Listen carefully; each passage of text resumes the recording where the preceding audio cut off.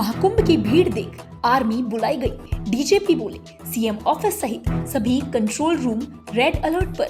पानी में घोड़े पर जवान तैनात। जी हां, महाकुंभ का आज पहला अमृत स्नान चल रहा है। दोपहर तक 1.5 करोड़ से ज्यादा श्रद्धालु और साधु संतों ने स्नान किया है। करीब 15 किलोमीटर के एरिया में श्रद्धालु ही श्रद्धालु नजर आ रहे हैं। मेले में लगातार भीड़ बढ़ रही है। इसे देखते हुए आर्मी को स्टैंड बाई पर रखा गया है।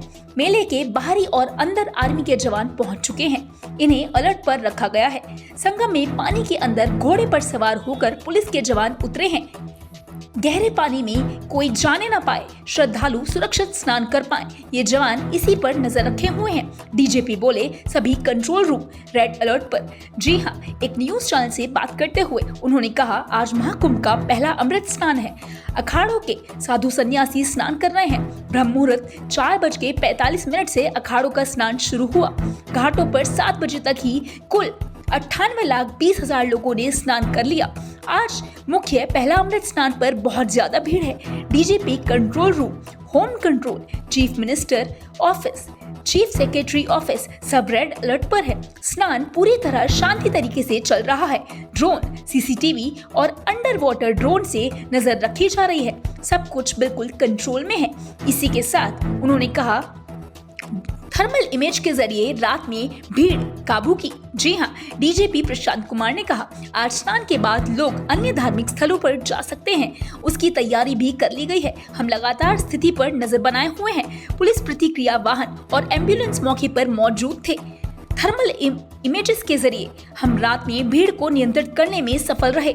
हमारे लिए ये चुनौती नहीं बल्कि अवसर है।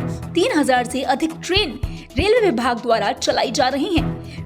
मेला अधिकारी भोर में सड़क पर उतरे। जी हां, इसी के साथ साथ मेला अधिकारी भी सुबह सुबह सड़क पर सभी इंतजाम को देखने के लिए उतरे हैं। आप देखें इस वीडियो में आगे की न्यूज। आप इस महाकुंभ के बारे में क्या कहना चाहेंगे? आप हमें कमेंट सेक्शन में लिखकर जरूर बताएं। फिलहाल के लिए इतना ही। चैनल पर बने रहें और चैनल को लाइक और सब्सक्राइब करते रहें। धन्यवाद। विभिन्न अखाड़ों के द्वारा भी स्नान किया जाता है, इसलिए इसको हम लोग अमृत स्नान भी कहते हैं।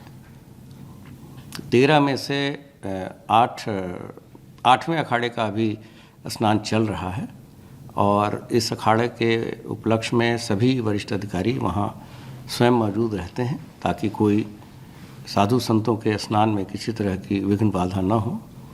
साथ ही साथ जो जन सामान्य है उसका स्नान भी चलता रहता है और 12 बजे तक लगभग 1,60,00,000 लोगों के द्वारा स्नान किया जाना संभावित है। बीती रात लगभग 12 बजे से ही सभी जो प्रयागराज की तरफ आने वाले सभी सड़कें थीं उस पर काफ़ी भीड़ भाड़ थी। सभी संबंधित एसपीज़ के द्वारा वहाँ खुद इन चीज़ों को मॉनिटर किया गया था। ये इंश्योर किया गया था, सुनिश्चित कराया गया था कि किसी भी श्रद्धालु को किसी तरह का कोई कष्ट ना हो। हमारी जो पुलिस रिस्पांस व्हीकल हैं, हमारे जो एम्बुलेंसेस हैं, हमने क्रेन्स की भी व्यवस्था कर रखी थी ताकि अगर किसी तरह की कोई आकस्मिक स्थिति हो या ट्रैफिक में कोई व्यवधान आए तो हम उसको तत्काल अटेंड करें। और आज स्नान के बाद से जो अन्य रमणीक स्थल हैं, धार्मिक स्थल हैं, जैसे अयोध्या जी, वाराणसी, चित्रकूट धाम तथा माँ विंध्याचल का मंदिर है विंध्यवासिनी धाम में, वहाँ लोग जाने की पूरी संभावना है। तो उसकी तैयारियाँ भी कर ली गई हैं। हमारे सारी व्यवस्थाएं जो है जिस तरह से हम लोगों ने प्लानिंग की थी उसका वो उस तरह से ही काम कर रही हैं। और क्राउड मैनेजमेंट के लिए हम लोगों ने थर्मल इमेजेस का भी रात्रि में इस्तेमाल किया जिससे कि हम क्राउड कंट्रोल करने में सफल रहे। और जैसे ही सुबह हुई और फिर हमने सामान्य जो हमारे टीटर ड्रोन हैं या सीसीटीवी कैमरा हैं तो उसके द्वारा हम लोगों ने अपने ICCC के साथ साथ सभी चीज़ों की मॉनिटरिंग की है। आज अभी तक प्रयागराज कुंभ क्षेत्र तथा पूरे प्रदेश में स्नान मकर संक्रांति का शांतिपूर्ण तरीके से चल रहा है। किसी तरह की कोई घटना अभी तक रिपोर्टेड नहीं है। सर भैया आपने कहा कि मॉनिटरिंग की बात, ड्रोन और एआई का जो इस्तेमाल किया जा रहा है इमेजिंग में, ये कितना महत्वपूर्ण है, क्योंकि अंडर वाटर ड्रोन पहली बार भारत में ये टेक्नोलॉजी का लॉस्ट एंड फाउंड वाला भी बहुत अच्छा आप लोगों ने उसको आधुनिक बनाया है। जी, हमने जो पहले से ही ये परिकल्पना इसकी की गई थी और इसके लिए माननीय प्रधानमंत्री जी और माननीय मुख्यमंत्री जी के द्वारा निर्देश दिए गए थे कि इस कुंभ को डिजिटल कुंभ के रूप में भी हम लोग प्रयोग करें। तो इस दौरान हम लोगों ने सभी आधुनिक तकनीक का प्रयोग किया है और जितने भी एआई टूल्स हो सकते हैं, और चाहे वो क्राउड मैनेजमेंट के संबंध में हो, चाहे वो ट्रैफिक मैनेजमेंट के संबंध में हो, अंडर वाटर मॉनिटरिंग हो, इवन हमारे लेटेस्ट फायर इक्विपमेंट्स भी, फायर फाइटिंग इक्विपमेंट्स भी हम लोगों ने इस तरह के कैरी किए हैं कि हम वाटर फ्रंट से भी उसका इस्तेमाल कर सकें।